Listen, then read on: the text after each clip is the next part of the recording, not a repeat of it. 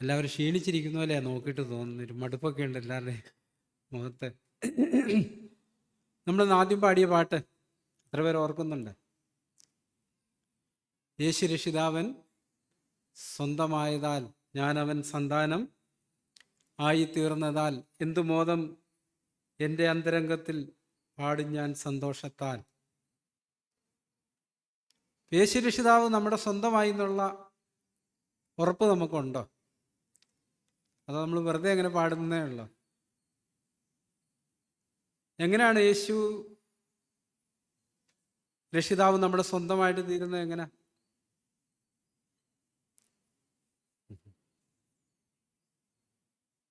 ഈ പഴയ പാട്ടുകളുടെ ഒരു പ്രത്യേകത, അതിനകത്ത് ദൈവിക അടിസ്ഥാനത്തിലുള്ള ഉപദേശത്തിൻ്റെ അടിസ്ഥാനത്തിലാണ് ഈ പാട്ടുകളെല്ലാം പാടിയിരിക്കുന്നത്. ആ ഒരു പാട്ട് നമ്മൾ ധ്യാനിച്ച് പാടുകയാണെങ്കിൽ നമ്മുടെ ഒത്തിരി സംശയങ്ങൾക്ക് മറുപടിയുണ്ട്. നമ്മുടെ ഹൃദയ ദൈവസന്നിധിയിൽ ഉറപ്പിക്കാനായിട്ട് കഴിയും. യേശു രക്ഷിതാവൻ സ്വന്തമാകിയാൽ അല്ലേ, നമ്മൾക്ക് എത്ര പേർക്ക് ഉറപ്പുണ്ട്? ഇപ്പം നമ്മുടെ ഇവിടെ ഇരിക്കുന്നതിൽ സഹോദരനോട്, സഹോദരൻ വിവാഹിതനാണോ എന്ന് ചോദിച്ചാൽ പെട്ടെന്നൊരു മറുപടി കിട്ടും, അതേന്ന് പറയും അല്ലേ. ഉറപ്പുണ്ട്, ഞാൻ വിവാഹിതനാണെന്നുള്ളൊരു ഉറപ്പുണ്ട് എന്ന് പറഞ്ഞതുപോലെ ഒരു സൗകര്യം ചോദിക്കുക, ഏതാ നിങ്ങളുടെ ഭർത്താവെന്ന് ചോദിച്ചാൽ പെട്ടെന്ന് ചൂണ്ടിക്കാണിക്കുന്നത് ഇതാന്ന് പറഞ്ഞ്, ഒരു സംശയമില്ല. ഇവിടെ പറഞ്ഞിരിക്കുന്ന യേശു രക്ഷിതാവൻ സ്വന്തമാകയാൽ, യേശു എൻ്റെ സ്വന്തമാണെന്നുള്ള ഉറപ്പെന്താ? നമ്മളൊരു പാട്ടിലിങ്ങനെ പാടാറില്ലേ, യേശുവൻ സ്വന്തം ഹല്ലേലൂയ തീർന്നു എൻ ആന്ത്യം നീങ്ങി രാവും. യേശു സ്വന്തമായൊരു പ്രത്യേകത, അവരുടെ നിരാശയും ഭയവും ഭീതിയൊക്കെ പോയി അവരുടെ ഹൃദയം സന്തോഷം കൊണ്ട് നിറയും. ഇവിടെ നമ്മൾ രണ്ടാമത് പാടിയത് ഞാൻ അവൻ സന്താനമായി തീർന്നതാൽ. യേശുവിൻ്റെ രക്ഷിതാവായി, ഞാൻ യേശുവിൻ്റെ സന്താനമായി, അതുകൊണ്ട് എന്ത് മോദം എൻ്റെ അന്തരംഗത്തിൽ പാടും ഞാൻ സന്തോഷത്താൽ എന്നാണ്. നമ്മൾ വചനത്തിൽ ഇങ്ങനെ വായിക്കുന്നു, സന്തോഷമുള്ളവർ പാട്ട് പാടട്ടെ. പക്ഷേ പലപ്പോഴും നമ്മൾ പാടുമ്പോൾ ഒരു സന്തോഷമൊന്നും കാണാനില്ല. നമ്മൾ ദൈവമക്കളാണെന്നുള്ള സന്തോഷത്തോടെ അല്ല നമ്മൾ ദൈവസന്നിധിയിൽ കടന്നു വരുന്നത്. തുടർന്ന് നമ്മളിങ്ങനെ വായിക്കുന്നത്, രക്ഷാദാനമോ പാടുന്നത്, അതെത്ര മാധുര്യം ഇല്ലേ. രക്ഷാദാനമാണ് ഏറ്റവും മധുരമുള്ള കാര്യമെന്നാണ്. പക്ഷെ നമുക്കങ്ങനെ അനുഭവത്തിലുണ്ടോ? എന്നെ വീണ്ടതോ അതെത്ര ആശ്ചര്യം, കർത്തൻ സ്വന്തമായിട്ട് എന്നെ തീർത്തതാൽ. വീണ്ടും നമ്മൾ പറയാം, കീർത്തിക്കും ഞാൻ നന്ദിയാൽ. അല്ലേ, നമ്മൾ നന്ദിയോടെ കർത്താവിനെ പാടാറുണ്ടോ? എഫീസിയൻ നമ്മളിങ്ങനെ വായിക്കുന്ന, ആത്മാവ് നിറഞ്ഞവരായി സങ്കീർത്തനങ്ങളാലും സ്തുതികളാലും ആത്മീയ ഗീതങ്ങളാലും നിങ്ങളുടെ ഹൃദയങ്ങളിൽ കർത്താവിന് പാടിയും കീർത്തനം ചെയ്തും. നമുക്കങ്ങനത്തെ ഒരു അനുഭവത്തിലൂടെ കടന്നു പോകാനായിട്ട് കഴിയുന്നുണ്ടോ? അങ്ങനത്തെ ഒരു സ്വാതന്ത്ര്യത്തിൽ നമ്മുടെ രഹസ്യ തലങ്ങളിൽ നമ്മൾ ഏകരായിരിക്കുമ്പം നമ്മുടെ ഹൃദയം സങ്കീർത്തനങ്ങളാലും സ്തുതികളാലും ആത്മീയ ഗീതങ്ങളാലൊക്കെ ഒരു പാട്ടിൻ്റെ അന്തരീക്ഷത്തിലാണോ നമ്മളായിരിക്കുന്നത്? അതോ നമ്മുടെ ചിന്തകളിൽ നമ്മൾ നിരാശരും പരാതി പറയുന്നവരൊക്കെയായിട്ടാണ് ഇരിക്കുന്നത്? തുടർന്ന് രണ്ടാമത്തെ ചാൻസ് നമ്മളിങ്ങനെ പാടി, രക്ഷകാൽ നിന്നിഷ്ടം നിറവേറ്റുവാൻ നീക്കുക എന്നിഷ്ടം മുറ്റുമൻ ഭവാൻ. അപ്പോൾ അവിടെ നമ്മൾ സമ്മതിക്കുന്നൊരു കാര്യം എന്താ? കർത്താവേ, നിൻ്റെ ഇഷ്ടം ചെയ്യാനായിട്ട് എൻ്റെ ഇഷ്ടത്തെ മാറ്റണം. അപ്പോൾ നമ്മൾ വീണ്ടും ജനത്തോടുള്ള ബന്ധത്തിൽ, മാനസാന്തരത്തോടുള്ള ബന്ധത്തിൽ ദൈവനിധി വായിക്കുമ്പോൾ നമ്മളിങ്ങനൊരു വാക്യം വായിക്കുന്നുണ്ട്. അപ്പോസ്തല പ്രവൃത്തികളുടെ പുസ്തകം 3-ാം അധ്യായം 19-ാം വാക്യത്തിൽ, അപ്പോസ്തല പ്രവൃത്തി 3:19, ആകയാൽ നിങ്ങളുടെ പാപങ്ങൾ മാഞ്ഞു കിട്ടേണ്ടതിന് മാനസാന്തരപ്പെട്ട് തിരിഞ്ഞുകൊള്ളുവീൻ. നമ്മുടെ പാപങ്ങൾ മാഞ്ഞു കിട്ടാനായിട്ട് എന്ത് ചെയ്യാനാ പറഞ്ഞേ? മാനസാന്തരപ്പെട്ടിട്ട് തിരിയണമെന്നാണ് പറയുക. എങ്ങോട്ടാ തിരിയണ്ടേ? എങ്ങോട്ടാ തിരിയണ്ടേ? വചനത്തിൽ തന്നെ നമുക്കിത് വായിക്കാം. അപ്പോസ്തല പ്രവൃത്തി 14-ാം അധ്യായത്തിൻ്റെ 15-ാമത്തെ വാക്യം ഒന്ന് വായിച്ച്. അപ്പോസ്തല പ്രവൃത്തി 14:15. പുരുഷന്മാരെ, നിങ്ങൾ ഈ ചെയ്യുന്നത് എന്ത്? ഞങ്ങൾ നിങ്ങളോട് സമസ്വഭാവമുള്ള മനുഷ്യരത്രേ. നിങ്ങൾ ഈ വ്യർത്ഥകാര്യങ്ങളെ വിട്ട് ആകാശവും ഭൂമിയും സമുദ്രവും അവയിലുള്ള സകലവും ഉണ്ടാക്കിയ ജീവനുള്ള ദൈവത്തിങ്കിലേക്ക് തിരിയണം എന്നുള്ള സുവിശേഷം ഞങ്ങൾ നിങ്ങളോട് അറിയിക്കുന്നു. അവിടെ പറഞ്ഞിരിക്കുന്ന ഒരു കാര്യം, നിങ്ങൾ ഈ കാര്യങ്ങളെ, വ്യർത്ഥ കാര്യങ്ങളൊക്കെ വിട്ടിട്ട് എങ്ങോട്ട് തിരിയണം? ജീവനുള്ള ദൈവത്തിങ്കിലേക്ക് തിരിയണം.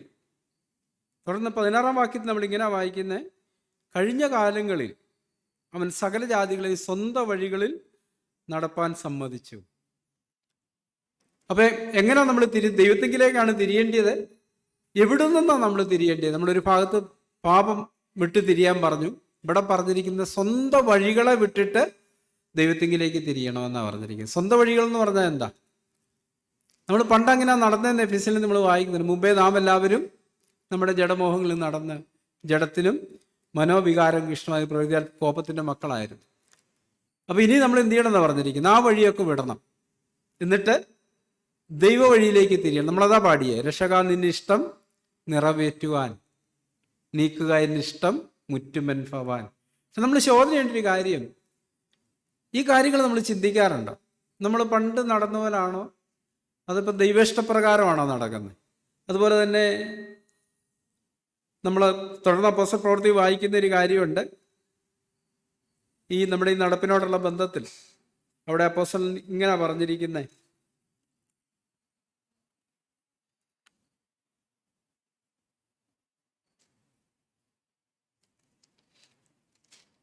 നമ്മുടെ പഴയ നടപ്പിനോടുള്ള ബന്ധത്തിൽ പറഞ്ഞിരിക്കുന്ന ഒരു കാര്യം അപ്പോസ്തല പ്രവൃത്തിയിലെ എഫെസോസിലെ മൂപ്പന്മാരെ വിളിച്ച് പറയുമ്പം അതിൻ്റെ 20-ാം അധ്യായത്തിൻ്റെ 21-ാമത്തെ വാക്യത്തിൽ 20-ന്റെ 21 നമ്മളിങ്ങനെ വായിക്കുന്നു,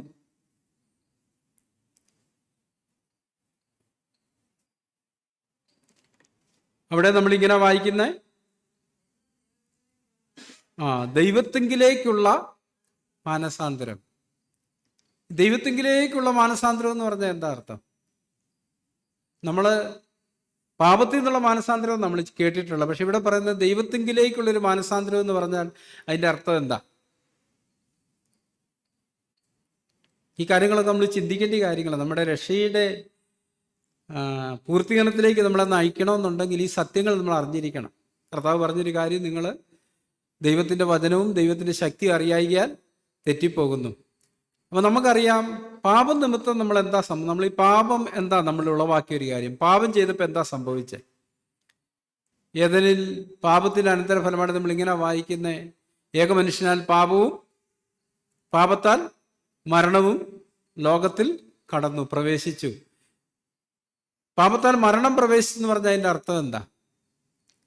ഈ മരണം ഉളവാക്കിയ ആദാമിനും ഹവ്വായിലും മരണം ഉളവാക്കിയ കാര്യം എന്തായിരുന്നു? അവർ ദൈവത്തിൻ്റെ ഇഷ്ടം ചെയ്യാതെ സ്വന്തം ഇഷ്ടം ചെയ്തു എന്നുള്ളതാണ്. ശരിയല്ല? ദൈവരോട് പറഞ്ഞ ഈ വൃക്ഷത്തിൻ്റെ ഫലം നിങ്ങൾ തിന്നരുത്. അവരെന്ത് ചെയ്തു? സാത്താൻ്റെ വാക്ക് കേട്ടിട്ട് ആ വൃക്ഷത്തിൻ്റെ ഫലം തിന്നു.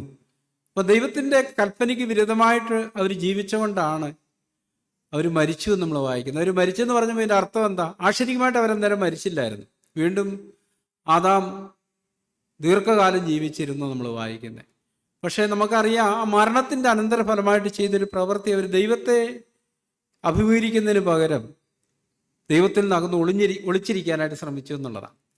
ആത്മീയ മരണം നമ്മൾ ഉളവാക്കുന്ന ഒരു കാര്യം, നമ്മളെ ദൈവത്തിൽ നിന്ന് അകറ്റിയ ഒരു പ്രക്രിയ. ഇവിടെ നമ്മൾ വായിച്ചത് അപ്പോസ്തല പ്രവൃത്തി 20-ന്റെ 21 വായിച്ച ദൈവത്തിങ്കിലേക്കുള്ള മാനസാന്തരം. അപ്പോൾ നമ്മളെക്കുറിച്ച് കൊലോസിലെ നമ്മൾ ഇങ്ങനെ വായിക്കുന്ന കൊലോസ്യർക്ക് ലേഖനം 1-ാം അധ്യായത്തിലെ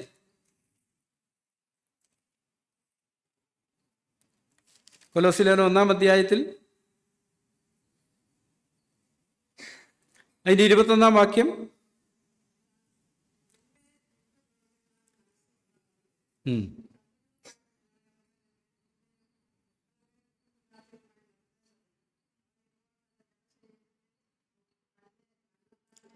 മതി.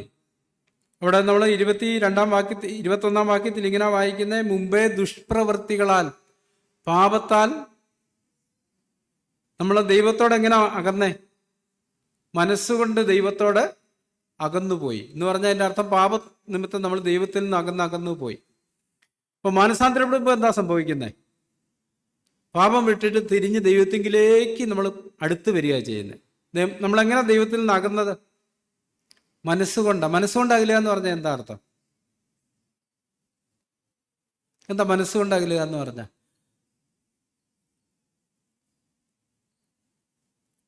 ചിന്തിച്ചിട്ടുണ്ട് എന്താ മനസ്സുകൊണ്ട് അകലുക എന്ന് പറഞ്ഞാൽ? നമ്മൾ ഇങ്ങനെ പറയും, ഞങ്ങൾ തമ്മിൽ അത്ര മനപ്പൊരുത്തമൊന്നും പോരാ എന്ന് പറഞ്ഞതിൻ്റെ അർത്ഥം എന്താ? മനസ്സുകൊണ്ട് ഞങ്ങൾ തമ്മിൽ ഇച്ചിരി അകന്നായിരിക്കുന്നത്. അടുക്കുന്നതും അങ്ങനെ തന്നെയാണ്. എങ്ങനെ അടുക്കുന്നത്? മനസ്സുകൊണ്ട് തന്നെയാണ് അടുക്കുന്നത്, അല്ലേ? നമ്മൾ കാര്യങ്ങളൊക്കെ ഒരു പ്രശ്നം ഉണ്ടായി അത് പരിഹരിച്ച് കഴിയുമ്പോൾ എന്താ സംഭവിക്കുന്നത്? വീണ്ടും മനസ്സുകൊണ്ട് അടുത്ത് വരുന്നത്. അപ്പോൾ നമ്മൾ പാപനിമിത്തം ദൈവത്തിൽ നിന്ന് മനസ്സുകൊണ്ടാകുന്നവരായിരുന്നു. ഇവിടെ അതാ വായിക്കുന്നു, മുമ്പേ ദുഷ്പ്രവർത്തികളാൽ മനസ്സുകൊണ്ട് ദൈവത്തോട് അകന്നവരും ശത്രുക്കളുമായിരുന്നു. നമ്മൾ ദൈവത്തിന് ശത്രുവായിരുന്നു പാപനിമിത്തം. ദൈവകൽപ്പന ലംഘിക്കുമ്പോൾ നമ്മൾ ദൈവത്തിന് ശത്രുവായി. അവിടെ നമ്മൾ വീണ്ടും ജനിക്കുമ്പോൾ മാനസാന്തരപ്പെടുമ്പോൾ ചെയ്യുന്നൊരു പ്രവൃത്തി പാപം വിട്ട് തിരിയുക. പാപം വിട്ടിട്ട് ദൈവത്തെങ്കിലേക്ക് തിരിയുക ചെയ്യുന്നത്. ഏതളവിൽ നമ്മളെ തന്നെ ശുദ്ധീകരിക്കുന്ന അളവിൽ നമ്മൾ ദൈവത്തോട് അടുത്ത് വരിക ചെയ്യുന്നത്. അതാ ദൈവത്തെങ്കിലേക്കുള്ള മാനസാന്തരവും നമ്മൾ വായിക്കുമ്പോൾ അർത്ഥമാക്കുന്നൊരു കാര്യം. അങ്ങനെ നമ്മൾ മടങ്ങി വരണമെന്നുണ്ടെങ്കിൽ നമ്മൾ തെറ്റിപ്പോയതേ ക്രമത്തിലേ നമുക്ക് മടങ്ങി വരാനായിട്ട് പറ്റത്തുള്ളൂ. പാപം ചെയ്തപ്പോൾ ആദ്യം എവിടെയാണ് മരണം സംഭവിച്ചേ? ആത്മാവിൽ മരണം സംഭവിച്ചു. അതിൻ്റെ അനന്തരഫലമായിട്ട് നമ്മൾ ഒന്നാകെ മരണത്തിന് അധീനരായി തീർന്നു. ആ ആത്മാവിൽ സംഭവിച്ച മരണം നമ്മുടെ ദേഹത്തിലും കടന്നു വന്നിട്ട് പാപത്തിൻ്റെ ശിക്ഷയായ മരണത്തിന് നമ്മൾ അധീനരായി തീർന്നു. വീണ്ടും ജനിക്കുമ്പം ദൈവം ചെയ്യുന്നൊരു പ്രവൃത്തി എന്താ? ദൈവത്തിൽ നിന്ന് അകന്ന ആയിരുന്ന ആ അവസ്ഥയിൽ നിന്ന് അതിന് മുമ്പുള്ള അവസ്ഥയിലേക്ക് നമ്മൾ മടക്കിക്കൊണ്ടിരിക്കുക. അതിന് മുമ്പ് എങ്ങനെയായിരുന്നു ആദാവ് എങ്ങനെയാണ് ജീവിച്ചിരുന്നത്? ഈ പാപം ചെയ്യുന്നതിന് മുമ്പ് അവരെങ്ങനെയാണ് ജീവിച്ചിരുന്നത്?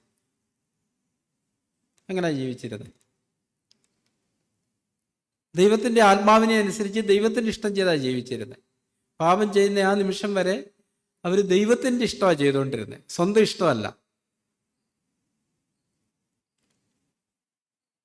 നമ്മൾ പാട്ടിലും അങ്ങനെ തന്നെയാണ് നമ്മൾ പാടിയത്.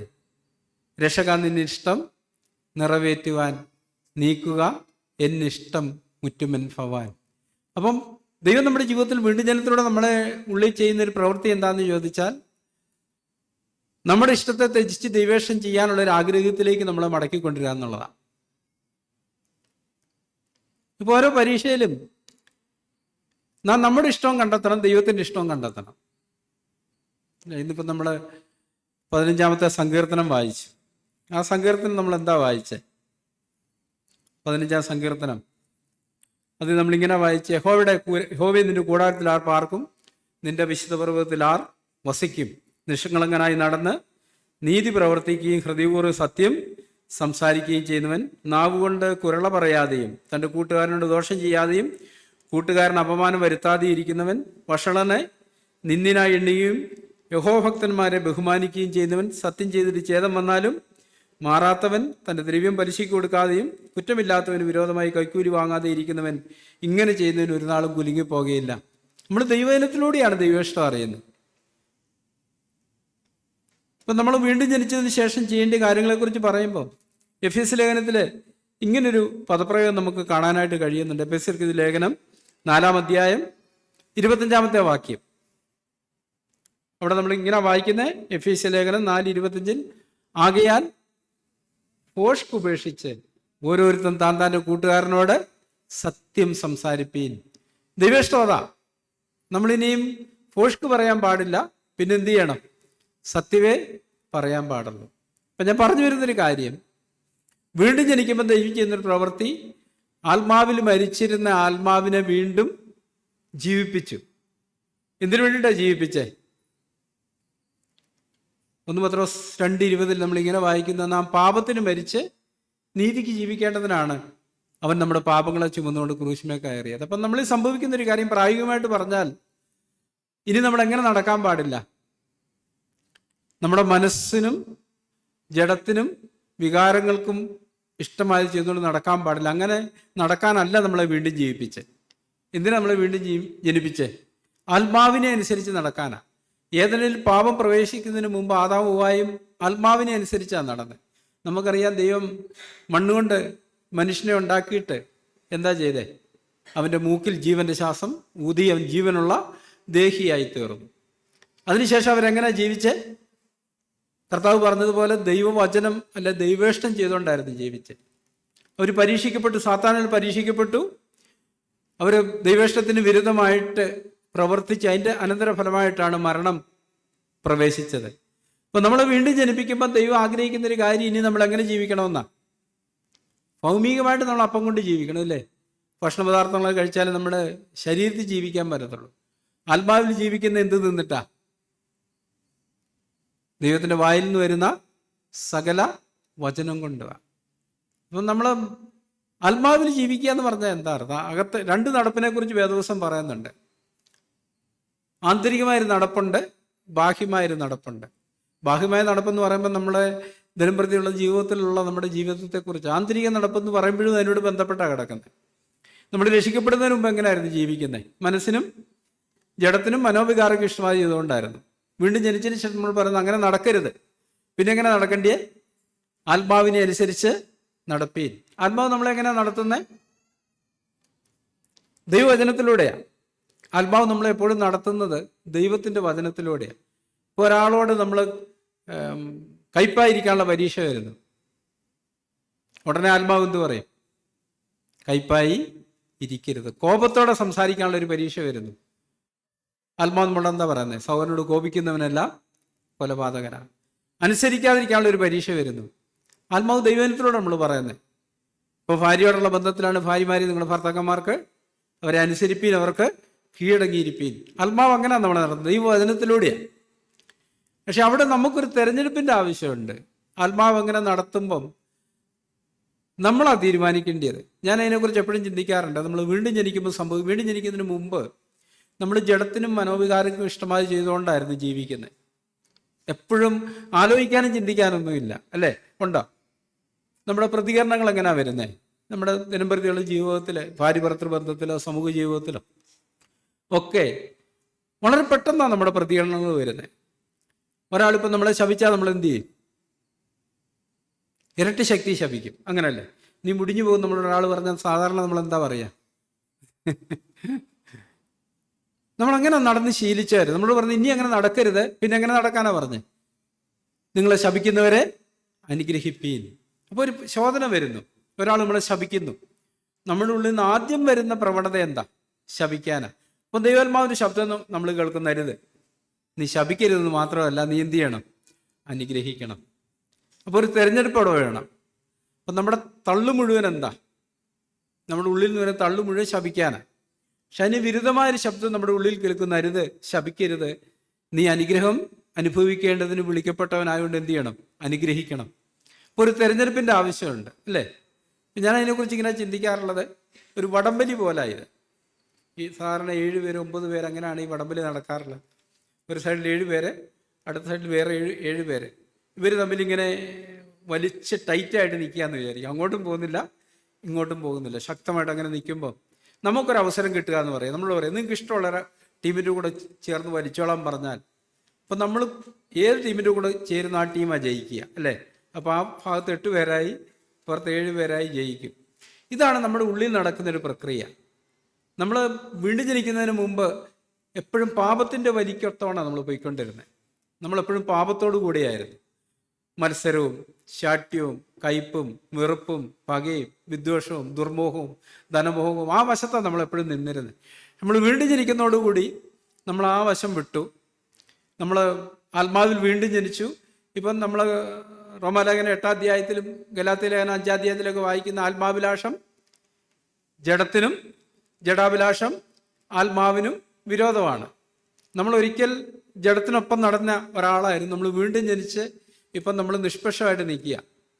അപ്പം നമ്മുടെ ഉള്ളിൽ വീണ്ടും ജനിച്ചു കഴിയുമ്പോൾ സംഭവിക്കുന്നൊരു കാര്യം, ഈ ആത്മാഭിലാഷവും ജഡാഭിലാഷവും തമ്മിലുള്ളൊരു പോരാട്ടമുണ്ട്, വലിയ വടംവലിയുണ്ട്. നമ്മൾ എവിടെ നിൽക്കുന്നു എന്നുള്ളതാണ് വിജയം തീരുമാനിക്കുന്ന ഒരു കാര്യം. ഇതുവരെ നമ്മൾ ജഡത്തിലായിരുന്നു, ആരുടെ കൂട്ടത്തിലാണ് നിന്നേ? ജഡത്തിൻ്റെ കൂട്ടത്തിലാണ്. ഇപ്പം നമ്മൾ നിഷ്പക്ഷമായിട്ട് നോക്കി നിൽക്കുകയാണ്. ആത്മാവ് നമ്മളെ ആത്മാവിൻ്റെ സൈഡിലേക്ക് വലിക്കുന്നു, ജഡം നമ്മളെ ജഡത്തിൻ്റെ സൈഡിലേക്ക് വലിക്കുന്നു. അപ്പം നമ്മുടെ ഒരു തീരുമാനം അവിടെ ആവശ്യമുണ്ട്, എവിടെ നിൽക്കണമെന്ന്. ഞാൻ ആത്മാവിനോട് കൂടെ നിന്നാൽ എന്ത് ചെയ്യും? ആത്മാവിൻ്റെ അഭിലാഷം എൻ്റെ ഉള്ളിൽ നടക്കും. ഞാൻ ജഡത്തിനോടൊപ്പം നിന്നാൽ ജഡാഭിലാഷം ഉള്ളിൽ നടക്കും. നമുക്കറിയാം, നിങ്ങൾ ജഡത്തെ അനുസരിച്ച് നടന്നാൽ എന്ത് സംഭവിക്കും? മരിക്കും നിശ്ചയം. അല്ലെ, പാപത്തിൽ ജീവിച്ചാൽ മരിക്കും നിശ്ചയം. ആത്മാവിനാൽ ശരീരത്തിൻ്റെ പ്രവർത്തികളെ മരിപ്പിക്കുന്നതിൽ ജീവിക്കും. അപ്പം ഞാനൊരു തീരുമാനം എടുക്കുക, ഇല്ല കർത്താവേ, ഞാൻ ഇനി ജഡത്തോടിൻ്റെ കൂടെ നിൽക്കത്തില്ല, പാപത്തിൻ്റെ കൂടെ നിൽക്കത്തില്ല, ഞാൻ നിൻ്റെ കൂട്ടത്തിലേ നിൽക്കത്തുള്ളൂ, നിൻ്റെ വചനം അനുസരിച്ച് ജീവിക്കത്തുള്ളൂ. നമ്മളൊരു പാട്ടിൽ ഇങ്ങനെ, നമ്മുടെ അവാർഡ്സിൽ ഇങ്ങനെ പാട്ടുണ്ട്, എന്നിൽ എതിർപ്പുണ്ടെന്നാലും നിൻ ഹിതത്തിൽ എന്മോദം. റോമാലേഖനം 7 അധ്യായത്തിൽ അതാണ് അപ്പോസ്തലൻ പൗലോസ് പറഞ്ഞ്, ഉള്ളം കൊണ്ട് ഞാൻ ദൈവത്തിൻ്റെ ന്യായപ്രമാണത്തിൽ രസിക്കുന്നു. എൻ്റെ അകത്തെ മനുഷ്യൻ്റെ ആഗ്രഹം മുഴുവൻ ദൈവത്തിനനുസരിച്ച് ജീവിക്കണമെന്നാണ്. അല്ലെ, നമുക്കൊരു പുതിയ മനുഷ്യനെ കർത്താവ് തരുന്നുണ്ട്. ചതിമോഹങ്ങളാൽ വഷളായി പോകുന്ന പഴയ മനുഷ്യനെ ഉപേക്ഷിച്ചു സത്യത്തിൻ്റെ ഫലമായ നീതിയിലും വിശുദ്ധിയിലും ദൈവാനുരൂപമായി സൃഷ്ടിക്കപ്പെട്ട ഒരു പുതിയ മനുഷ്യനെ നമ്മൾ ധരിച്ചിരിക്കുക. ഇനി നമ്മൾ ആരുടെ കൂട്ടത്തിലാണ് നിൽക്കേണ്ടേ? ഇത്രയും കാലം നമ്മൾ പഴയ മനുഷ്യൻ്റെ കൂടെ നിന്ന്, ഇന്നോട്ട് നമ്മൾ ആരുടെ കൂടെ നിൽക്കണം? പുതിയ മനുഷ്യൻ്റെ കൂട്ടത്തിൽ. ഇന്ന് പഴയ മനുഷ്യൻ നമ്മുടെ ശത്രുവായി തീർന്നു. അങ്ങനാണോ? പഴയ മനുഷ്യൻ ഇന്ന് നമ്മുടെ ശത്രുവാണോ? പഴയ മനുഷ്യൻ്റെ പ്രവൃത്തികളാണ് ആ കാര്യം തെളിയിക്കുന്നത്. പഴയ മനുഷ്യൻ വെറുക്കുന്നവനാണ്, നമ്മൾ പുതിയ മനുഷ്യൻ സ്നേഹിക്കുന്നവനാണ്. നമ്മളിതിൽ ആരുടെ കൂടെയാണ് നിൽക്കുന്നത്? അങ്ങനെ ഒരു പരീക്ഷ വരുമ്പോൾ നമ്മൾ സ്നേഹത്തോടൊപ്പമാണോ വെറുപ്പിനോടൊപ്പമാണോ നിൽക്കുന്നത്? പണ്ട് നമ്മുടെ വികാരങ്ങൾ നമ്മളെ നിയന്ത്രിച്ചിരുന്നു, ഇല്ലേ? വികാരങ്ങൾക്കനുസരിച്ചാണ് നടന്നത്.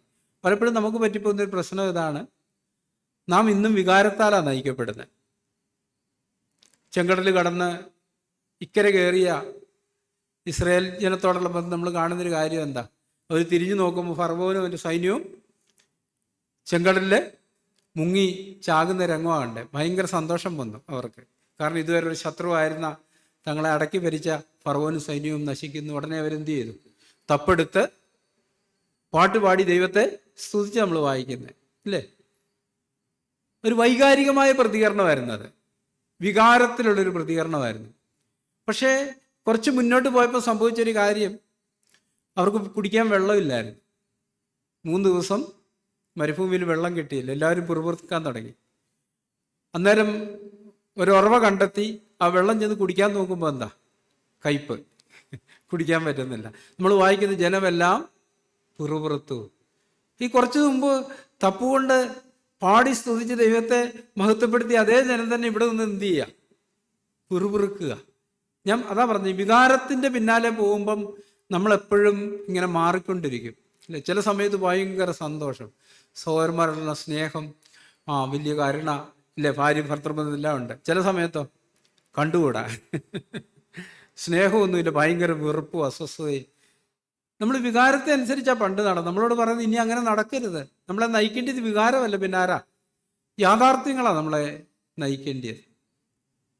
ഒന്നാമത്തെ കാര്യം, അവിടെ നമ്മളൊരു പാട്ടിൽ ഇങ്ങനെ പാടാറില്ലേ, ഫറവോന് ഞാനിനി അടിമയല്ല, പരമസിയോനിൽ ഞാൻ അന്യനല്ല.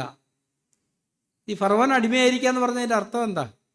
ഈ നമ്മുടെ ആത്മീയ അർത്ഥത്തിൽ, പുതിയ നിയമത്തിൻ്റെ അർത്ഥത്തിൽ നമ്മൾ ഫറവോൻ അടിമയായിരിക്കുക എന്ന് പറഞ്ഞാൽ സാത്താനും ജഡത്തിനും അടിമയായിരിക്കുക എന്നുള്ള, ആ ജഡത്തിൻ്റെയും വികാരത്തിൻ്റെയും ഇഷ്ടം അനുസരിച്ച് പോകുമ്പോഴാണ് നമ്മൾ അങ്ങനെ ആയിരിക്കും. പക്ഷെ നമ്മൾ പാടുന്നത് അങ്ങനെ അല്ലെന്ന. പക്ഷെ അതാണ് യാഥാർത്ഥ്യം. അപ്പം നാം മനസ്സിലാക്കേണ്ട ഒരു കാര്യം എന്താണെന്ന് ചോദിച്ചാൽ, വീണ്ടും ജനിച്ചതോടുകൂടി ആത്മാവിനെ അനുസരിച്ച് നടക്കാനായിട്ടാണ് നമ്മളെ വീണ്ടും ജനിപ്പിച്ചിരിക്കുന്നത്. അതുവരെ നമ്മൾ ജഡത്തിനും മനോവികാരങ്ങൾ ഇഷ്ടമായി ചെയ്തുകൊണ്ടാണ് ജീവിച്ചതെങ്കിൽ, ഇങ്ങനെ വീണ്ടും ജനിച്ച ഒരാൾ എന്ത് ചെയ്യാൻ പാടില്ല? ഇനി ജഡത്തെ അനുസരിച്ച് നടക്കരുത്. പിന്നെ ആരെ അനുസരിച്ച് നടക്കണം? ആത്മാവിനെ അനുസരിച്ച് നടക്കണം. അതുകൊണ്ടാണ് ഈ വീണ്ടെടുപ്പിനോടുള്ള ബന്ധത്തിൽ റോമാലേഖനം 10 അധ്യായം നമ്മൾ വായിക്കുമ്പം യേശുവിനെ കർത്താവെന്ന് വാഗൊണ്ട് ഏറ്റുപറയുകയും എന്ന് പറഞ്ഞാൽ എന്താ അർത്ഥം? ഇതുവരെ എൻ്റെ കർത്താവ് ഞാനും ജഡവും പിശാചുമായിരുന്നു, ഞാനത് ഉപേക്ഷിച്ചു. ഇന്നു മുതൽ ഒരു കർത്താവേ എനിക്കുള്ളൂ, യേശു ക്രിസ്തു എന്ന ഏക കർത്താവ്. യേശു എൻ്റെ കർത്താവ് നേറ്റു പറയാന്ന് പറഞ്ഞതിൻ്റെ അർത്ഥം എന്താ? ഇനി എൻ്റെ മേൽ കർത്തൃത്വം നടത്തുന്നവൻ, അധികാരം നടത്തുന്ന യേശുവാണ് എന്ന് പറഞ്ഞാൽ ഇന്നു മുതൽ യേശുവിൻ്റെ ഇഷ്ടം മാത്രമേ ചെയ്യത്തുള്ളൂ.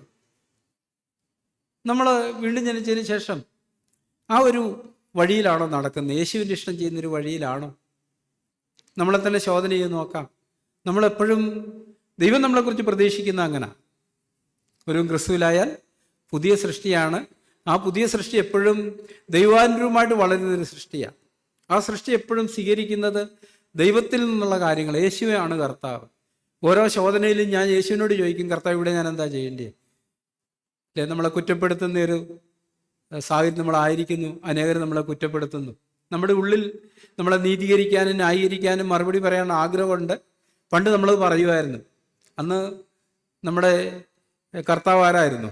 സാത്താനും ജഡവുമായിരുന്നു. പക്ഷെ ഇന്ന് യേശുവാ കർത്താവ്. ഇവിടെ ഞാൻ യേശുവിനോട് ചോദിക്കുന്നു, കർത്താവെ ഞാൻ എന്ത് ചെയ്യണം? വല്ലതും മറുപടി പറയണം. കർത്താവ് എന്ത് പറയും? മിക്കപ്പോഴും പറയുന്നത് ഇവിടെ നിന്ന് നിശബ്ദനായിട്ടിരിക്കാനായിട്ടാണ്. അപ്പം ഞാൻ ആ തീരുമാനം എടുക്കേണ്ടി. ഒന്നുകിൽ എനിക്ക് നിശബ്ദനായിരിക്കാം, അല്ലെങ്കിൽ എനിക്ക് സംസാരിക്കാം. ഞാൻ സംസാരിക്കുമ്പോൾ എൻ്റെ സ്വന്തം ഇഷ്ടമാണ് ചെയ്യുന്നത്, നിശബ്ദനായിരിക്കുമ്പോൾ ദൈവ ഇഷ്ടമാണ് ചെയ്യുന്നത്. ആരാ എന്നേക്കും ജീവിക്കാൻ പോകുന്നത്? പത്രോസ് അപ്പോസ്തലൻ എന്താ പറഞ്ഞത്? സകല ജഡവും പുല്ലിൻ്റെ പൂ പോലെയാകുന്നു.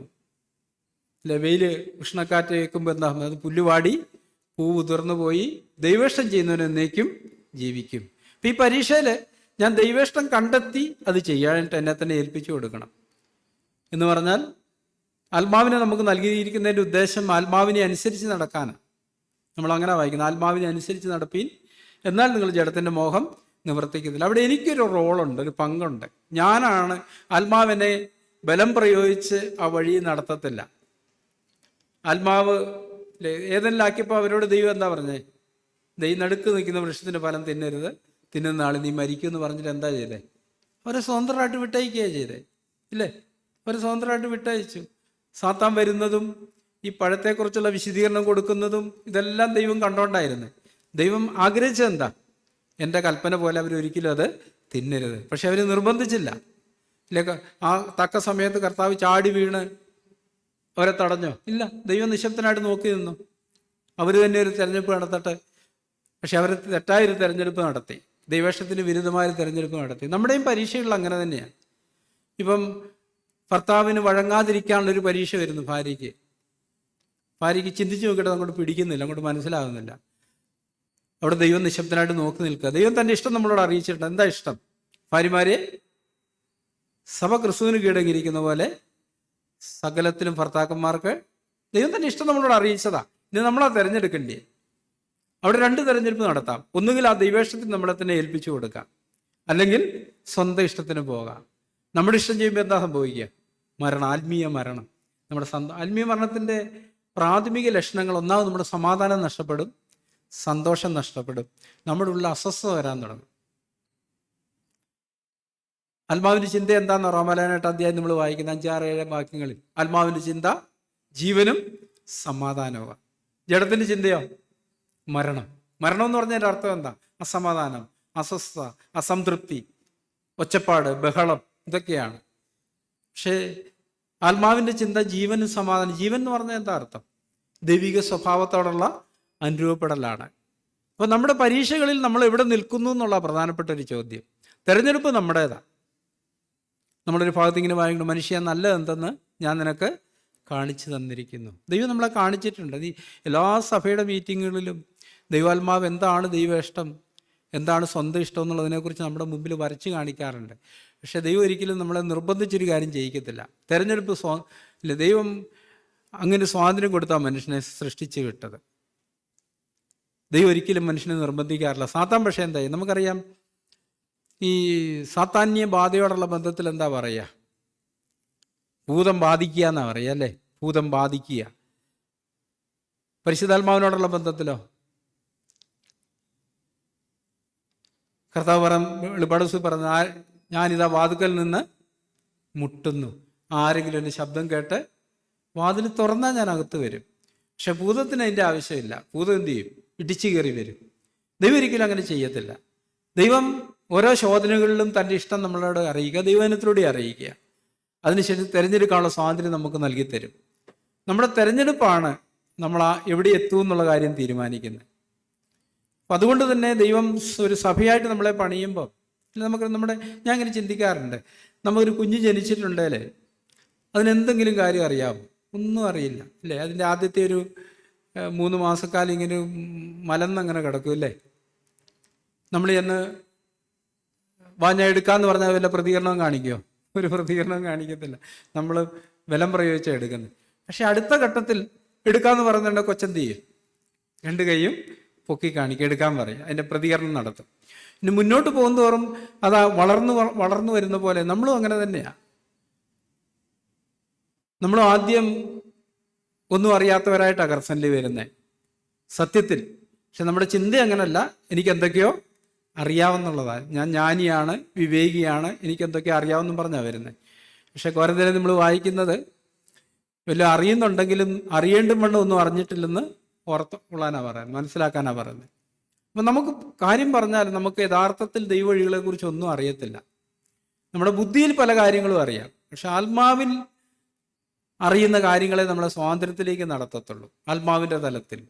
കാരണം എന്താ? ഇനി നമ്മൾ ആത്മാവിനാലാണ് നടത്തപ്പെടേണ്ടത്. പക്ഷെ നമ്മുടെ ദേഹിയുടെ തലത്തിൽ ഒത്തിരി കാര്യങ്ങൾ നമുക്കറിയാം. ഈ കാര്യങ്ങളൊക്കെ മനസ്സിലാക്കാനും ഉൾക്കൊള്ളാനും ഒക്കെ നമുക്ക് കഴിയും, പക്ഷെ നമുക്ക് അനുസരിക്കാൻ കഴിയത്തില്ല. തെറ്റ് ശരിയും നമുക്കറിയാം. പഴയ നിയമത്തിൻ്റെ പ്രമാണമായിരുന്നു തെറ്റും ശരിയും. പുതിയ നിയമത്തിലേക്ക് വരുമ്പോഴോ ആ സ്ഥാനത്ത് ദൈവം എന്താ, ഏതൊരു പ്രമാണത്തിലേക്കാണ് നമ്മളെ നടത്തിയിരിക്കുന്നത്? ഈ തെറ്റ് ശരിയുടെ പ്രമാണം എന്ന് പറഞ്ഞതിൻ്റെ അർത്ഥം എന്താ? നമ്മളിങ്ങനെ ചിന്തിച്ച് ആലോചിച്ച് നമ്മുടെ മനസ്സിൽ കണ്ടെത്തുന്ന ഒരു ഉത്തരവാണ് തെറ്റ് ശരിയുടെ പ്രമാണം. പക്ഷെ പുതിയ നിയമകാലം ദൈവം നമ്മളെ നടത്തുന്ന ആ പ്രമാണത്തിലല്ല, നേരെ മറിച്ച് ഏത് പ്രമാണമാണ്? റോമാലേഖനം 8-ാം അധ്യായം 3-ാമത്തെ വാക്യം നമ്മളിങ്ങനെ വായിക്കുന്നു, ജീവന്റെ ആത്മാവിൻ്റെ പ്രമാണം. ജീവന്റെ ആത്മാവിൻ്റെ പ്രമാണം എനിക്ക് പാപത്തിൻ്റെയും മരണത്തിൻ്റെയും പ്രമാണത്തിൽ നിന്ന് ക്രിസ്തുയേശു സ്വാതന്ത്ര്യം വരുത്തി. ഈ ജീവന്റെ ആത്മാവിൻ്റെ പ്രമാണം എന്ന് പറഞ്ഞാൽ നമ്മളൊരു തീരുമാനം എടുക്കുമ്പം നമ്മളിങ്ങനെ ചിന്തിക്കുന്നത്, ഈ തീരുമാനം എനിക്ക് ജീവൻ നൽകുമോ അതോ എന്നെ ആത്മീയ മരണത്തിലേക്ക് കൊണ്ടുപോകുമോ? ഒരു ഭാര്യ ഭർത്താവിനെ അനുസരിക്കുന്നതിനുള്ള ബന്ധത്തിൽ ഈ രണ്ടു തരത്തിൽ പ്രതികരിക്കാൻ കഴിയും. ഒന്ന്, തെറ്റിൻ്റെ ശരിയുടെയും പ്രമാണത്തിൽ. പുള്ളിയെ അങ്ങനെ വിട്ടാൽ ശരിയാകത്തില്ല, പുള്ളി പറയുന്നതിൽ അനുസരിച്ചാൽ ആകെ കാര്യങ്ങളൊക്കെ കുഴപ്പത്തിലാകും, അതുകൊണ്ട് ഞാനും ഇച്ചിരി തീരുമാനമൊക്കെ എടുക്കും, ഞാൻ പറയുന്നത് കൊണ്ട് പുള്ളി കേൾക്കണം. ഇങ്ങനെ തെറ്റിൻ്റെ ശരിയും പ്രമാണമുണ്ട്. രണ്ടാമത്തെ പ്രമാണം ജീവന്റെ ആത്മാവിൻ്റെ പ്രമാണമാണ്. ആ പ്രമാണത്തിൻ്റെ പ്രത്യേകത എന്താ? ഇതെനിക്ക് ജീവൻ നൽകുമോ ഇല്ലയോ എന്നാണ് ചിന്തിക്കുന്നത്. ഞാനിവിടെ അനുസരിക്കാതിരുന്നാൽ ഇതെന്നെ ജീവനിലേക്കാണോ മരണത്തിലേക്കാണോ കൊണ്ടുപോവുക? അനുസരിക്കാതിരിക്കുമ്പോൾ എങ്ങോട്ടാണ് കൊണ്ടുപോവുക? മരണത്തിലേക്കാണ് കൊണ്ടുപോവുക. അനുസരിക്കുമ്പം ജീവനിലേക്കാണ്. അപ്പം തെരഞ്ഞെടുപ്പ് തെറ്റിൻ്റെ ശരിയുടെ ഒരു സ്ഥാനത്തിലല്ല, ഇതെനിക്ക് ജീവൻ നൽകുമോ എന്നെ മരണത്തിലേക്ക് കൊണ്ടുപോകുക എന്നുള്ളത്. അനുസരിക്കുകയും കീഴടങ്ങുകയും ഒക്കെ ചെയ്യുമ്പം ജീവനിലേക്കാണ് കിടക്കുന്നത്, അല്ലാത്തപ്പോഴോ മരണത്തിലേക്കാണ് പോകുന്നത്. ഈ പുതിയത്തിലേക്ക് വരുമ്പം നമ്മളെ ആ ഒരു നിലയിലേക്കാണ് ദൈവം വിളിച്ചിരിക്കുന്നത്, ഒരു ജീവന്റെ ആത്മാവിൻ്റെ പ്രമാണത്തിനനുസരിച്ച് നടക്കാനാണ്. അവിടെ എപ്പോഴും സ്വന്തം ഇഷ്ടത്തിന് മരിക്കുന്ന വഴിയേ ഈ ദൈവിക ജീവൻ നമ്മളിൽ വ്യാപരിക്കത്തുള്ളൂ. ഇല്ലേ നമ്മൾ എന്താ സംഭവിക്കുക? നമ്മുടെ സ്വന്തം ഇഷ്ടത്തിന് മരിച്ചിട്ടില്ലെങ്കിൽ എന്താ സംഭവിക്കുക? ആര് തമ്മിലേ വഴക്കുണ്ടാകുന്നേ?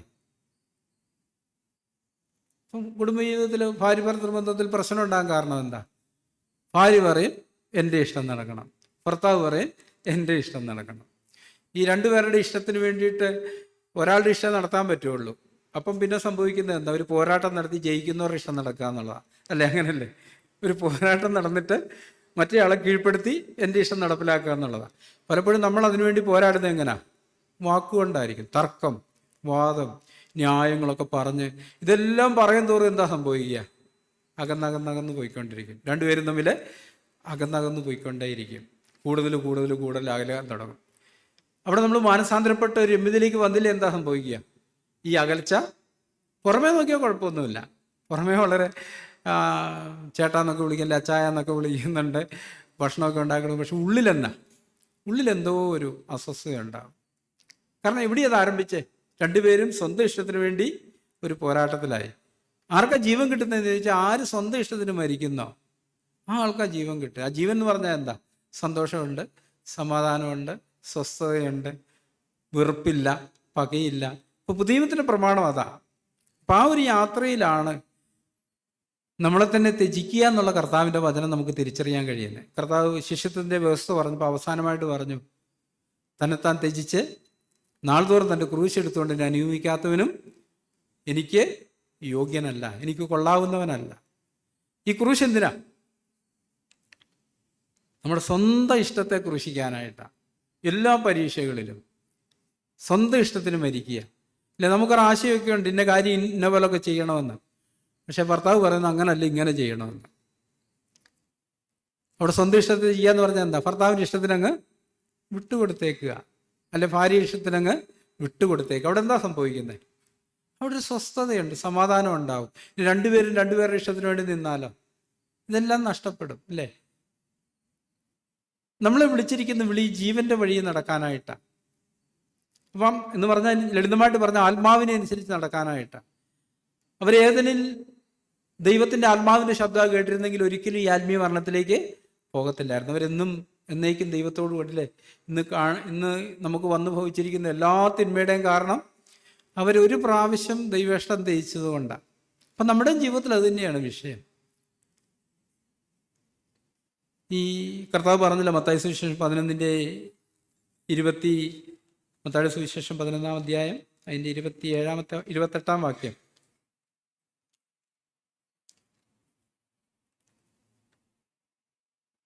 അധ്വാനിക്കുന്നവരും ഭാരം ചുമക്കുന്ന ഏവരുമായുള്ളവരെ നിങ്ങൾ എൻ്റെ അടുക്കൽ വരും, ഞാൻ നിങ്ങളെ ആശ്വസിക്കുകയും. ഏതധ്വാനം? ഈ പാപത്തിൻ്റെ ഭാരവും അധ്വാനം, പാപത്താൽ അസ്വസ്ഥരായരെ വിളിക്കുന്നത്. എന്നിട്ട് അവരോട് പറയുന്നു, ഞാൻ സൗമ്യതയും താഴ്മയുള്ളവനാകിയാൽ എൻ്റെ നുകമേറ്റ് എന്നോട് പഠിപ്പീൻ, എന്നാൽ നിങ്ങളുടെ ആത്മാക്കൾക്ക് ആശ്വാസം കണ്ടെത്തും.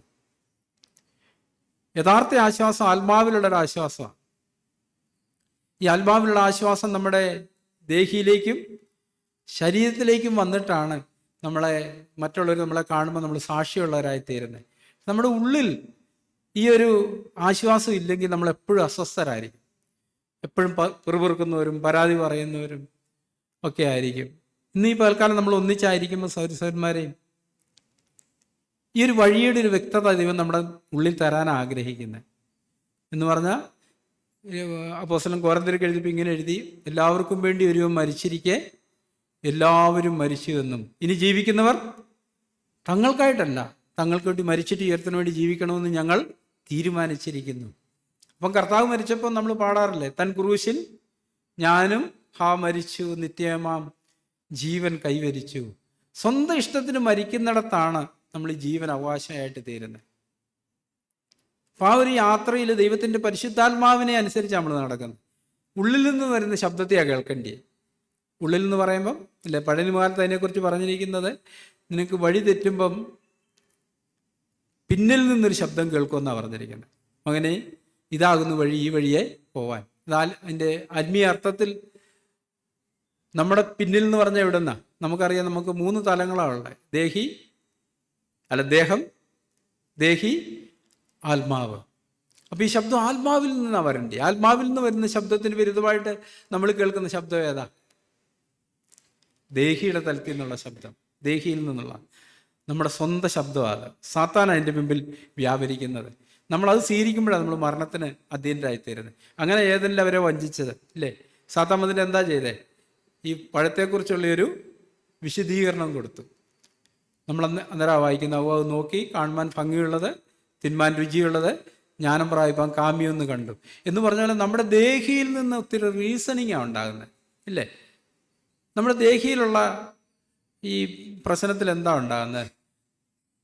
നമ്മളിൽ തന്നെയുള്ള 2 ശബ്ദമുണ്ട് അവിടെ. ഒരു വടംവലിയുടെ ശബ്ദം നമുക്ക് കേൾക്കാനായിട്ട് കഴിയും. ഒരു ശബ്ദം നമ്മളോട് പറയുന്നത്, നീ കീഴടങ്ങ്, മിണ്ടാണ്ടിരി. മറ്റേ ശബ്ദം എന്ത് പറയുന്നു? മിണ്ടാതിരിക്കരുത്, മിണ്ടാതിരിക്കുന്നാൽ ആകെ പ്രശ്നമാകും, മിണ്ടിക്കോ ഇല്ലേ? നമ്മുടെ ദേഹി കാരണസഹിതം ഇങ്ങനെ യുക്തിയിലാണ് നമ്മളെ പാപത്തിലേക്ക് കൊണ്ടുവന്നത്. പക്ഷെ ആത്മാവിൻ്റെ തലത്തിൽ ജീവിക്കുന്ന ഒരു വിശ്വാസത്താലാണ് ജീവിക്കുന്നത് എന്ന് പറഞ്ഞാൽ അതിൻ്റെ അർത്ഥം എന്താ? അതിനകത്ത് യുക്തിക്കൊരു സ്ഥാനവും ഇല്ല. ഒറ്റ കാര്യമേ ഉള്ളൂ, ദൈവം കൽപ്പിച്ചിരിക്കുന്നു. ദൈവം കൽപ്പിച്ച എപ്പോഴും എൻ്റെ നന്മയ്ക്കും എൻ്റെ ജീവനും വേണ്ടിയിട്ടാണ്. അതിനകത്ത് ഇങ്ങനത്തെ ഒരു വടംവലി ആലോചനയൊന്നുമില്ല. ഇപ്പോൾ അബ്രഹാം ദൈവത്തിൽ വിശ്വസിച്ചെന്ന് പറഞ്ഞാൽ അതിൻ്റെ അർത്ഥം എന്താ അല്ലേ? അബ്രഹാം തന്നിലേക്ക് തന്നെ നോക്കിയാൽ അവൻ്റെ യുക്തി എന്താ പറയുന്നത്? ഇനി നിനക്ക് മക്കളുണ്ടാവത്തില്ല. സാറയെ നോക്കിക്കേ, ഇല്ല, ഇനി മക്കളുണ്ടായ യാതൊരു സാധ്യതയില്ല. ആ ശബ്ദത്തിനല്ല അബ്രഹാം ചെവി കൊടുത്തു. പിന്നെ എന്ത് പറഞ്ഞു? ദൈവം പറഞ്ഞിരിക്കുന്നു എന്ന് പറഞ്ഞ പോലെ നമ്മളും തിരഞ്ഞെടുപ്പ്. ദൈവം എന്നോട് ഇങ്ങനെ കൽപ്പിച്ചിരിക്കുന്നു, ഞാൻ നിശബ്ദനായിട്ട് അതങ്ങ് സ്വീകരിക്കുന്നു. പക്ഷെ എൻ്റെ ഉള്ളിൽ അന്നേരം എതിർപ്പുണ്ട്. എൻ്റെ യുക്തി, എൻ്റെ ദേഹി എന്നോട് പറയാം, അരുതരുതരുത്, ആ വഴിയെ പോയാൽ നീ കുടുങ്ങും, നീ അവമാനിക്കപ്പെടും, നിന്ദിക്കപ്പെടും, നീ ചെറുതായി പോകും, മറ്റുള്ളവർ നിന്നെ തെറ്റിദ്ധരിക്കും. ഒത്തിരി ശബ്ദങ്ങൾ കേൾക്കാം. പക്ഷെ ഞാൻ വിശ്വാസത്തിൻ്റെ തലത്തിലാണ് എൻ്റെ പിന്നാലെ പോകുന്നത്. കാരണം ദൈവം എല്ലാം ചെയ്യുന്നത് എന്തിനു വേണ്ടിയിട്ടാണ്? നമ്മൾ പാടാറുണ്ട്, സകലവും നന്മയ്ക്കായി ചെയ്യുന്നവനെല്ലാം എനിക്കായി കരുതിയിരുന്നു. ഇപ്പം ദൈവം ഒരു തിന്മയും ചെയ്യത്തില്ല എന്ന് പറഞ്ഞാൽ ദൈവത്തിനും എനിക്ക് എൻ്റെ നന്മയ്ക്ക് വേണ്ടിയാണ് തന്നിരിക്കുന്നത്. എന്നോട് അനുസരിക്കാൻ പറഞ്ഞാൽ, കീഴടങ്ങാൻ പറഞ്ഞാൽ, നിശബ്ദനായിരിക്കാൻ പറഞ്ഞാൽ അത് എൻ്റെ നന്മയ്ക്കാണ്. അതാ വിശ്വസിക്കുന്നത്. ദൈവം എൻ്റെ തിന്മയ്ക്കായിട്ടൊന്നും എന്നോട് ചെയ്യത്തില്ല, നന്മയ്ക്കേ ചെയ്യുള്ളൂ. അതുകൊണ്ട് ഞാൻ എന്ത് ചെയ്യുന്നു? ഒരു ശിശുവിനെ പോലെ ആ പിതാവിൻ്റെ ശബ്ദത്തിന് കീഴടങ്ങും, ദൈവനത്തിന് കീഴടങ്ങുന്നു. അവിടെ അതിനെതിരായിട്ടുള്ളൊരു ഉയർച്ച എൻ്റെ ഉള്ളിലുണ്ടെങ്കിലും ഞാനതിന് ചെവി കൊടുക്കുന്നില്ല. ഞാൻ ആ ദൈവിക ശബ്ദത്തിന് വിശ്വാസത്താൽ കീഴടങ്ങുക ചെയ്യും. അതിൻ്റെ മുമ്പോട്ട് നോക്കി എന്താ സംഭവിക്കാൻ പോകുന്നത്? നമുക്കറിയാം, ചന്ദ്രക്ക് മേശക്ക് അഭേദനവും അവരോട് പറഞ്ഞു, നിങ്ങൾ ഈ ശബ്ദമൊക്കെ കൂടെ കേൾക്കുമ്പം ഈ ബിംബത്തെ വീണ് നമസ്കരിക്കും. ഇല്ല, എന്നാ ചെയ്യും? ഈ കാണുന്ന ഒന്ന് നമ്മളിങ്ങനെ വായിക്കുന്ന തീച്ചൂളയ്ക്ക് 7 മടങ്ങ് തീ കൂട്ടി അവസാനം. അന്നേരം അവരുടെ നിലപാടെന്താ? കർത്താവ് ഞങ്ങളെ വിടുവിക്കും, ഇനി മരിക്കേണ്ടി വന്നാലും ഞങ്ങൾ നമസ്കരിക്കത്തില്ല. നമ്മുടെയും പ്രായോഗിക പരീക്ഷകൾ അത് തന്നെയാണ്. ഇപ്പോൾ ഒരു ഭാര്യയുടെ തീരുമാനം, ദൈവം എനിക്ക് കൃപ തരും, അല്ല ഈ ഒരു പോരാട്ടത്തിൽ ഞാൻ മരിച്ചാലും ഞാൻ ദൈവേഷ്ട ചെയ്യത്തുള്ളൂ എന്ന് പറഞ്ഞാൽ മിണ്ടാണ്ടിരിക്കും, നാവിനെ പൂട്ടി മിണ്ടാണ്ടിരിക്കും. അപ്പം നമ്മൾ ആ ഒരു വിശ്വാസത്തിൻ്റെ തലത്തിൽ നിൽക്കുമ്പോൾ മാത്രമേ ഈ ദൈവശക്തി നമുക്ക് കാണാനായിട്ട് കഴിയത്തുള്ളൂ. പുതിയ നിയമത്തിലേക്ക് വരെ എബ്രായ ലേഖനത്തിൽ 2 കൂട്ടം വിശ്വാസവീരന്മാരെ കുറിച്ച് പറഞ്ഞിട്ടുണ്ട്, ഇല്ല. ചിലർ വിശ്വാസത്താൽ ഒത്തിരി ജയം പ്രാപിച്ചവരായിരുന്നു. മറ്റു ചിലരെക്കുറിച്ച് പറഞ്ഞിരിക്കുക, അവർ വിശ്വാസത്താൽ ഈർച്ചവാളിനാൽ അറുക്കപ്പെട്ടു, ഇല്ലേ? 2 തരം. ഒന്ന് മരണത്തിനായിട്ട് തങ്ങളെ തന്നെ ഏൽപ്പിച്ചു കൊടുക്കുന്നൊരു വിശ്വാസം, മറ്റൊന്ന് വലിയ വീര്യപ്രവർത്തികൾക്ക് വേണ്ടി ഏൽപ്പിച്ചു കൊടുക്കുന്നൊരു വിശ്വാസം. നമുക്ക് ആവശ്യമായിരിക്കുന്നത് ഈ മരണത്തിന് വേണ്ടി നമ്മളെ തന്നെ ഏൽപ്പിച്ചു കൊടുക്കുന്നത്. യഥാർത്ഥ വിശ്വാസം നമ്മളെ മരിക്കാൻ അനുവദിക്കുന്നതാണ്. ഇപ്പോൾ ഒരു സ്നാനപ്പെടാനായിട്ട് നമ്മൾ പോകുമ്പോൾ, ഇപ്പോൾ നമ്മുടെ ഒരു വലിയ ശത്രുവാണ് നമ്മളെ സ്നാനപ്പെടുത്താൻ നിൽക്കുന്നതെന്ന് വിചാരിക്കുക. നമ്മൾ അവിടെ ചെല്ലുമ്പം കാണുന്നത് നമ്മുടെ ഏറ്റവും വലിയ ശത്രുവാണ് നമ്മളെ സ്നാനപ്പെടുത്താൻ നിൽക്കുന്നത്. നമ്മൾ ഏൽപ്പിച്ചു കൊടുക്കുമോ? എന്താ, എന്നെ മുക്കിയിട്ട് പൊക്കിയില്ലേ, ഇല്ലേ? ഇവൻ എന്നെ വെള്ളത്തിൽ മുക്കി പിടിച്ച് കൊന്നു കളഞ്ഞാൽ എന്നാ ചെയ്യും? ഞാൻ ഏൽപ്പിച്ചു കൊടുക്കത്തില്ല. അതേസമയം നമ്മുടെ ഒരു മിത്രമാണെങ്കിലും, നമ്മളെ സ്നേഹിക്കുന്ന ഒരാളാണെങ്കിലും നമുക്ക് നല്ല ഉറപ്പാണ്, പുള്ളി എന്നെ മുക്കി പിടിക്കത്തൊന്നുമില്ല, മുക്കിയിട്ട് എന്ത് ചെയ്യും? എഴുന്നേൽപ്പിക്കും. ഈ ദൈവവിശ്വാസമുള്ള, പുതിയമത്തിൻ്റെ വിശ്വാസമുള്ള ബന്ധത്തിൽ ഈ കഷ്ടങ്ങളും പ്രയാസങ്ങളും എതിർപ്പുകളും നിന്നയും പഴിയുടെ എല്ലാം അതിൽ നിന്ന് കുറച്ചു നേരം നമ്മളെ മുക്കി പിടിക്കുന്നതിന് ഉദ്ദേശം എന്താ? എന്നേക്കുമായിട്ട് നമ്മളെ സ്വതന്ത്രരാക്കാനായിട്ടാണ്. അപ്പം നമുക്കത് ഏൽപ്പിച്ചു കൊടുക്കാനുള്ളൊരു വിശ്വാസം നമുക്കുണ്ട്. ആ മരണത്തിന് വേണ്ടി നമ്മളെ തന്നെ ഏൽപ്പിച്ചു കൊടുക്കാൻ. ഇപ്പം ഭാര്യ ഭയങ്കര ഒച്ചയും ബഹളമൊക്കെ ഉണ്ടാക്കി, ഇങ്ങനെ ബഹളമൊക്കെ ഉണ്ടാക്കിക്കൊണ്ടിരിക്കുക.